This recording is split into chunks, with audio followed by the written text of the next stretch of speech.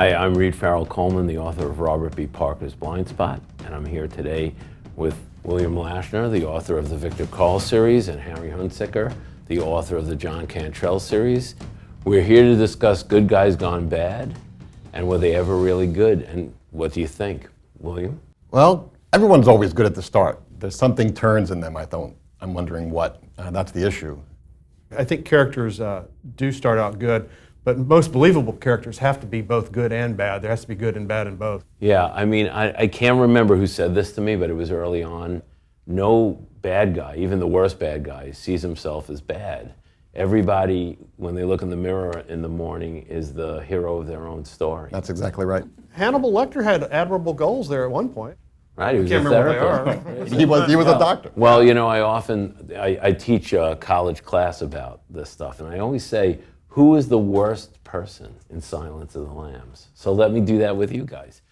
Your vote for the worst person. It has to be Hannibal Lecter, but I see there's a case to be made for Buffalo Bill too. Right. I mean, but he was manipulated, so it's Right. It is. I think it's the one who's like using the power, which is what Hannibal Lecter. He's all about power. And you see, and I'll use your criteria, and I'll tell you that I think it's Dr. Chilton, who is by far the biggest bully, and who uses his power in absolutely cruel ways. Because in some ways, Buffalo Bill and Hannibal Lecter are prisoners of their own psychology.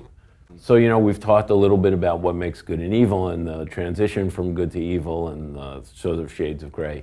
But why don't you each name your favorite good guy gone bad?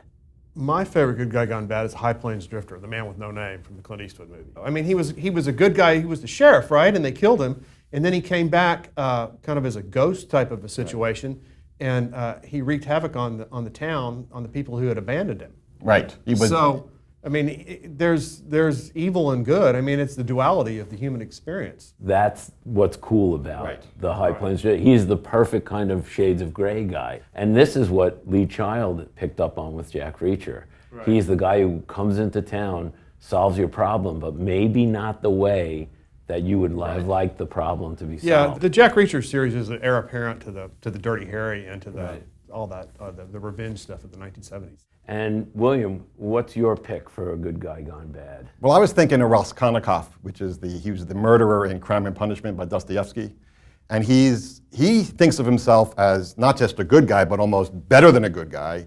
Poverty gets him down, and he starts reading the wrong philosophies, and he starts thinking himself superior to others.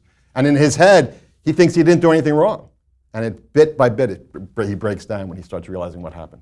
The nice thing about Raskolnikov is he started falling apart even before he was caught. He realized what he had done was completely out of bounds. Okay, now I'm really going to get wacky because I'm going to say Godzilla. That's great. I love that one. Godzilla. Please explain, Reed. Yes, well, he had read bad philosophers. He was a sleeping giant awoken from the deep that basically was an agent of revenge, and here we are back at revenge. Revenge, yeah. I'm not sure Godzilla would see himself anyway, good or bad, but just the instrument of retribution. I think the Japanese actually, although their town, it was always Tokyo that had the havoc wreaked upon it, I think the Japanese would have rooted for Godzilla. I think so. In the new Godzilla movie, he actually is the hero.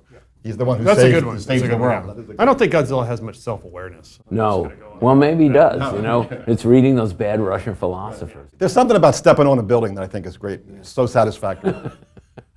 So thank you, gentlemen.